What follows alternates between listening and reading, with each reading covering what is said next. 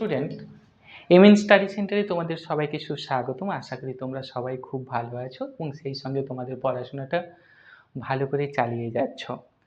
তো আজকের এই ভিডিওর মধ্যে আমি তোমাদের কাছে ডাব্লিউবিপি লেডি কনস্টেবল 2023 সালে যে পেপারটা এসেছিল সেই পেপারের ওপরে থাকা সমস্ত ম্যাথের ডিটেলস, কি করে উত্তরগুলো খুব শর্ট টাইমের মধ্যে কয়েক সেকেন্ডের মধ্যে উত্তর করা যায়, সেই কৌশলগুলো, সেই টেকনিকগুলো আজকে আমি তোমাদের সামনে তুলে ধরবো।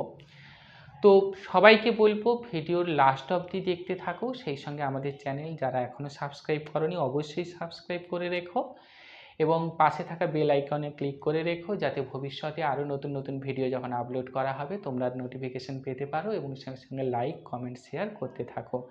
তো তার আগে আমি আরেকটা কথা তোমাদের বলে রাখা রয়েছে, যে যারা ভাবছো যে আমি লেডি কনস্টেবল নয়, আমি এমনি পুলিশের চাকরির প্রিপারেশন নিচ্ছি, বা আমি এমনি ক্লার্কশিপের পরীক্ষার প্রিপারেশন নিচ্ছি, বা আমি ধরো এসএসসি জিডির প্রিপারেশন নিচ্ছি, বা আরপিএফের প্রিপারেশন নিচ্ছি, যেই এক্সামের জন্যই প্রিপারেশন নাও না কেন, অঙ্কের কোনো ভাগ হয় না, ভেদাভেদ হয় না।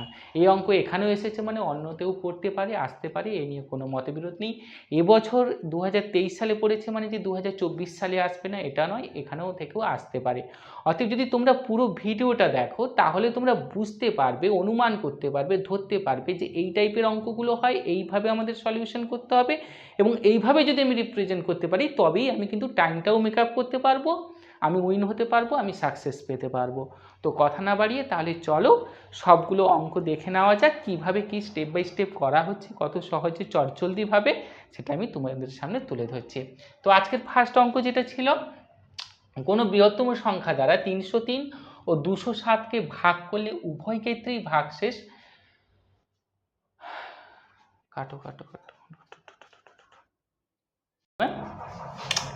তাহলে চলো দেখে নেওয়া যাক এখন অঙ্কটা। কোন বৃহত্তম সংখ্যা দ্বারা 303 ও 207কে ভাগ করলে উভয় ক্ষেত্রেই 3 ভাগশেষ থাকে। তাহলে প্রথম কথা হচ্ছে উভয় ক্ষেত্রে 300, তাহলে 303 মাইনাস 3 করে নিতে হবে, 207 মাইনাস 3 করে নিতে হবে। এটা সমান চলে আসছে 300, এটা সমান চলে আছে 204 হলো। এগুলোর জিএসএম করতে আমাকে এগুলোর কি করতে হবে, গসাগু বের করে নিতে হবে। ঠিক আছে, আচ্ছা 300-র যদি আমি গসাগু করি তাহলে কত হচ্ছে, 2 স্কোয়ার ইন্টু 3 ইন্টু 5 স্কোয়ার, তাই তো 300-র গসাগু। আর 204-এর গসাগুটা আমার হয়ে যাবে কত, সমান 2 স্কোয়ার ইন্টু 3 ইন্টু থাকছে তাহলে 17 হলো। তাহলে এখানে কমন কি রয়েছে, এইটা কমন রয়েছে, 2 এটা স্কোয়ার, এইটা কমন রয়েছে, তার মানে 2 দুনে 4 ইন্টু 3, তার মানে 4 3 12, তার মানে 12 যেটাতে অ্যান্সার আছে, এই যে সিটটা অপশান সি আমাদের হয়ে যাবে। চলো পরের অঙ্কে দেখো, পরের অঙ্কে চলে এলাম। এখানে কি আছে, a plus 2b is equal two 5 এবং a square plus 4b square equal to 30 হলে ab ইজিক্যাল টু কত। আমাকে জেনে নিতে হবে a প্লাস বির আমি সূত্র জানি কি, a square plus b square plus 2ab, এটা আমি জানি স্বাভাবিকভাবে।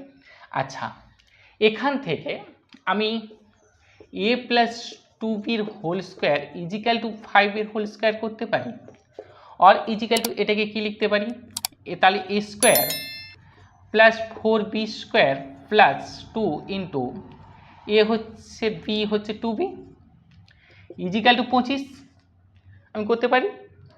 তাহলে সমান এ স্কোয়ার প্লাস 4b স্কোয়ার, এ তো দেওয়াই আছে, ভ্যালু তো দেওয়াই আছে, প্লাস 4ab ইজিক্যাল টু 25 और 4ab equal to 25 minus 13 equal to কত হয়ে যাচ্ছে, 3 12, তাহলে ab ইজিক্যাল টু 12/4, তার মানে 4 3 12, তার মানে 3 কোনটা অপশানে আছে, বি, তার মানে বির অপশানটা হয়ে যাবে। কত ইজি সিম্পলভাবে হলো দেখো। পরের অঙ্কে চলো দেখো, এর পরের অঙ্কে চলে এলাম। 6351-র সঙ্গে কোন ক্ষুদ্রতম সংখ্যা যোগ করলে যোগফল একটি পূর্ণবর্গ সংখ্যা হবে। ঠিক আছে, আচ্ছা 6351 যদি আমি ভাঙি তাহলে এটা 79 পয়েন্ট সামথিং হচ্ছে। ঠিক আছে, তার মানে আমাকে 80 ঘরে যেতে হবে। তার মানে 80 যদি স্কোয়ার করি 8 64 হয়ে যাচ্ছে, হলো। তার মানে 64 থেকে যদি আমি এটাকে বিয়োগ করি 6351 যদি বিয়োগ করি তার মানে হচ্ছে 49। আচ্ছা, তার মানে 49 আমি পেলাম। 49 কোথায় রয়েছে? বিতে রয়েছে, তার মানে বির অপশানটা হয়ে যাবে, এটাই অ্যান্সার। খুব ইজি, খুব শর্ট। চলো পরের অঙ্কে যাই। এই অঙ্কে আমরা চলে এলাম। এরকম টাইপের কিন্তু অঙ্ক খুব পড়ে, এই বিশেষ করে মুদ্রার অঙ্কগুলো, মানে রেশিও দিয়ে। একটি বাক্সে 1 টাকা ও 50 পয়সা মিলিয়ে মোট 52টি মুদ্রা আছে। তাদের মূল্যের অনুপাত বলে দেওয়া হয়েছে 3:5 হলে কোন প্রকার মুদ্রা কয়টি করে আছে, এটা আমাকে জানতে চাইছে। আমি এটাকে কি করব, খুব সহজে করার জন্য, খুব কুইক করার জন্য আমি অপশন বেস মেথড ধরে নিচ্ছি। দেখো কিভাবে তোমরাও পরীক্ষা সেন্টারে ধরবে। আচ্ছা, ধরো আমি ধরেই নিলাম যে 16টা আছে, 26টা আছে। তার মানে 16টা থাকলে সেই টাকার ভ্যালু হচ্ছে 16 টাকা, 26টা থাকলে হাফ হয়ে যাবে, যেহেতু 50 পয়সা করে 13 টাকা, মানে 16:13। অপশন পড়ছে না, তার মানে প্রথমটা এলিমিনেট হয়ে গেল। সেকেন্ডটা দেখো, তার মানে 20টা 20 টাকাই হবে, তার মানে এটা হবে 16 টাকা, মানে 16 দিনে 32, হাফ হয়ে যাবে। আচ্ছা, 4 5 20, 4 4 16, 5:4। অপশন কি স্যাটিসফাই করছে? না, করছে না। তাহলে এটাই চলো 12 টাকা, তার মানে 20 40 আছে, মানে 20 হয়ে যাবে, যেহেতু হাফ বললাম। আচ্ছা, 2 6 12, 2 10 20। আচ্ছা, 2 3 6, 2 5 10, তার মানে এই অপশনটা দেখো স্যাটিসফাই করছে। তার মানে আমার অপশান সি হয়ে যাবে। খুব ইজিলি, আমার ডিটেলস ক্যালকুলেশন এত কিছু দরকার নেই, এইভাবেই করবে, খুব কুইক হবে। চলো পরের অঙ্কে যাই। দেখো এবারে অঙ্কটা, এটাও একটা টাইম অ্যান্ড ওয়ার্কের অঙ্ক দেওয়া হয়েছে। এ একটি কাজ 20 দিনে শেষ করতে পারে। 5 দিন কাজ হওয়ার পর এ চলে যায়, বাকি কাজ বি 22+1 দিনে শেষ করে। এ ও বি একত্রে কাজটি করলে কত দিনে শেষ হবে? খুব বেসিক লেভেলের একটা অঙ্ক। আচ্ছা, 5 দিন কাজ হওয়ার পর চলে যায়, আমি তাহলে প্রথমেই বের করে নেবো 5 দিনে কতটা কাজ করেছে, আমি একটু দেখে নিই। 5 দিনেও কাজ করেছে 1/4 অংশ, কোনো সন্দেহ নেই। আচ্ছা, যদি এ একদিনে 5 দিনে 1/4 অংশ কাজ করে নেয়, তাহলে বাকি কাজ কত থাকছে? বাকি কাজ অবশ্যই 3/4 অংশ বাকি কাজ থেকেছে। এই 3/4 অংশ কাজ করেছে কত দিনে? 22+1 মানে 22.5 আমি ধরে নিলাম, ঠিক আছে। তার মানে 4/3 × 22.5, এটাকে উঠিয়ে দাও, 10 করে দাও। 2 দুনে 4, 2 5 10, 5 4 20, 5 5 25, 3 15 45, তাহলে 15 দিনে কত? 30। তাহলে বি কত দিনে কাজটা করতে পারবে? 30 দিনে, মানে সম্পূর্ণ কাজ। এবার আমাকে জানতে চাইছে তারা দুজনেই একসাথে যদি কাজ করে। আচ্ছা, তাহলে এ কত দিনে? এ 20 দিনে। এ 20 দিনে, বি হচ্ছে কত দিনে বলেছি পেলাম? 30 দিনে। তাহলে 20 30-এর এলসিএম করে তো কত হবে? 20 30 60। আচ্ছা, 20 30 60, 30 দুনে 60, মানে 3 আর 5 5, তাহলে 5 5 12 60। তাহলে আমার অ্যান্সারটা পেয়ে গেলাম কত? 12 দিনে, যদি তারা একসাথে কাজ করে। পেয়ে গেলাম কত ইজি, খুব সহজে। চলো পরের অঙ্কে যাই। পিতা ও পুত্রের বর্তমান বয়সের সমষ্টি বলে দেওয়া হয়েছে 50 বছর। যখন পুত্রের বয়স পিতার বর্তমান বয়সের সমান হবে, তখন তাদের বয়সের সমষ্টি হবে 110 বছর। তাদের বর্তমান বয়স কত বছর? খুব ইজিভাবে আমি কি করব, অপশন বেস মেথড ধরে আমি এগিয়ে যাই, দেখি কোন অপশানটা হয়, খুব কুইকভাবে, খুব তাড়াতাড়ি হওয়ার জন্য। আচ্ছা, প্রথম কথা হচ্ছে 40 10 50 পটে যাচ্ছে, 35 15 50 এটাও পটে গেছে, 36 14 50 এটাও পটে গেছে, 45 5 50, মানে প্রথম স্যাটিসফাইংটা সবগুলোই করছে, ঠিক আছে। দ্বিতীয়টা দেখি, পুত্রের বয়স মানে পুত্রের বয়স পিতার বর্তমান বয়সের সমান হবে, তখন তাদের বয়সের সমষ্টি হবে 110। আচ্ছা, পিতার তাহলে বয়স হচ্ছে বর্তমানে 10, পুত্র হচ্ছে পিতার হচ্ছে 40 বছর, পুত্রের হচ্ছে 10 বছর। তাহলে পুত্র যখন 40 হবে, পুত্র যখন 40 হবে, এদের মধ্যে ডিফারেন্স কত? 30, তাই তো। তার মানে অবশ্যই তার পিতার বয়স তখন কত হবে? 70। তাহলে 70 আর 30 ফার্স্টে যোগ করো তো, 70 আর 30 110। তার মানে ফার্স্ট অপশানটাই আমার স্যাটিসফাই করছে, তার মানে এটাই অ্যান্সার হবে 100%। দেখো, এটা খুব একটা ইম্পর্টেন্ট প্রশ্ন। 1550 টাকাকে দুটি ভাগে বিভক্ত করে 5% এবং 8% হারে জমা রাখলে 3 বছর পরে 300 টাকা সুদ পাওয়া গেল, অংশ দুটির পরিমাণ কত জানতে চেয়েছে। আচ্ছা, ফার্স্টেই দেখো এই অপশানগুলো, দেখো অপশানগুলো যদি 1550 হয়, এতে 1550 পটে যাচ্ছে, 1550 হচ্ছে, যোগ করলে এটাও 1550, এটাও 1550, আপাত দৃষ্টিতে এটাই দেখা যাচ্ছে। আচ্ছা, এখানে 4টি অপশনের মধ্যে এই দুটো অপশন দেখো খুব কাছাকাছি, মানে জাস্ট সংখ্যাগুলোকে ঘুরিয়ে দেওয়া হয়েছে। তার মানে 90% প্রবাবিলিটি রয়েছে কিন্তু এই দুটোর মধ্যে যে কোনো একটা উত্তর হওয়ার। এটা আমার ফার্স্ট লজিক। আচ্ছা, যাই হোক, এরপরে চলো আমি তাহলে একটা এটাই দেখি, তারপরে এটা দেখবো কোনটা পোয়াটি সেটা দেখা যায়। আচ্ছা, 800 যদি 5% বলে, 800 5% কত? 1% ইজিক্যাল টু 8, তার মানে 5% ইজিক্যাল টু 8 5 40।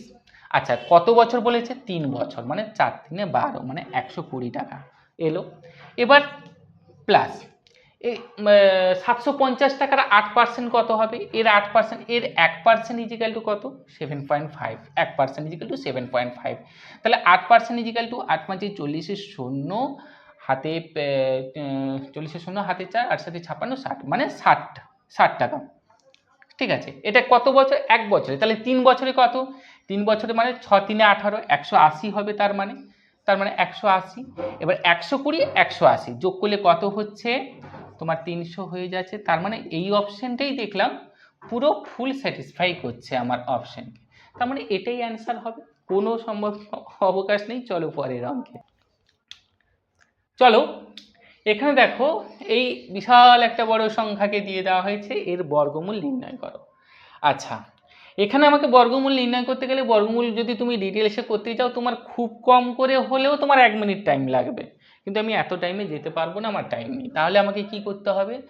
আমি দেখো মেনলি এখানে হচ্ছে 27 25 26 26। ঠিক আছে, আমি প্রথমে 27 27 একটু দেখে নিই। 27 27 কত হচ্ছে? 7 7 49 9, 7 দুনে 14 4 18, 27 দুনে 54, তার মানে 9 8 4 12 2, হাতে 1 5 1 6 7, 729। রান করছে 646-এর ঘরে, তার মানে 27 কখনোই হবে না। 26-এ একটু দেখে নিই। 26 26 6 36, 6 হাতে 3, 6 দুনে 12, 3 15, 26 দুনে 52 সমান 6 5 6 7 5 1 6, 676। রান করছে 646-এর ঘরে, তার মানে যাবে না। তার মানে 100% এইটা 25 43 হবে। একদম কুইক, কয়েক সেকেন্ডের মুহূর্তে এইভাবে উত্তর করতে পারবে তোমরা। চলো পরের অঙ্কে চলে এলাম। 3টি চেয়ার ও 2টি টেবিলের মোট মূল্য 2900 টাকা, 4টি চেয়ার ও 3টি টেবিলের মোট মূল্য 4200 টাকা, 1টি চেয়ার ও 1টি টেবিলের মোট মূল্য কত? এরকম অঙ্ক কিন্তু খুব পড়ে, খুব বারবারই আসে। আচ্ছা, আমরা ডিরেক্ট একদম ইকুয়েশন ধরে করে নিচ্ছি খুব সহজে। আচ্ছা, ফার্স্ট ইকুয়েশন আমি XY ধরেই করে নিচ্ছি। দেখো তাহলে 3x plus 2y is equal to 2900 একটা ইকুয়েশন হতে পারে। আর একটা ইকুয়েশন হতে পারে 4x প্লাস কি বলে 3y is equal to 4200 equation হতে পারে 1 নম্বর 2 নম্বর। এবার যে মাল্টিপল করে দাও, 3 3 9x প্লাস 6x, এটাকে 3 দিয়ে গুণ করে দিলাম। ঠিক আছে, এটাকে ইন্টু 3, এটাকে ইন্টু 2 করে দিচ্ছে। ঠিক আছে, দেখে নাও। তাহলে 29 3 87 00, তাই তো।